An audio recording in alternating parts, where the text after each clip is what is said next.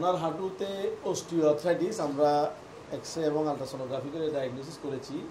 এখানে আমরা হাঁটুর ক্ষয় দেখতে পাচ্ছি, দেখতে পাচ্ছেন ওনার হাঁটুতে ক্ষয় আছে গ্রেড 2 অস্টিওআর্থ্রাইটিস, গ্রেড 2 ভালো আছে। তো এই অবস্থায় আমরা ওনাকে পিআরপি সাজেস্ট করেছিলাম।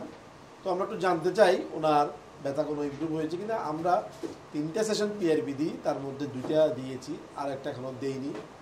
একটু বলেন আপনার কি পিআরপি দিয়ে 2টা আপনার ব্যথা উন্নতি হয়েছে? জি আলহামদুলিল্লাহ অনেক উন্নতি হয়েছে, এখন 90% আমি সুস্থ। 90%? 90% আলহামদুলিল্লাহ। তো আমরা আসলে 90% এক্সপেক্ট করি না, আমরা আশা করি 50 to 60% যদি উন্নতি হয় তাহলে উনি পেইন কিলার না খেয়ে থাকতে পারবে। ওইটাই আমাদের চাহিদা, কারণ হাঁটু ব্যথা আপনারা জানেন যে পুরোপুরি ভালো হয়ে যায় না। আর আমরা যেটা দিচ্ছি এটা হলো পিআরপি, এটা কোনো ব্যথার ওষুধ না, ঠিক আছে? তো আমরা এখন ওনাকে 3য় সেশনটা দিব।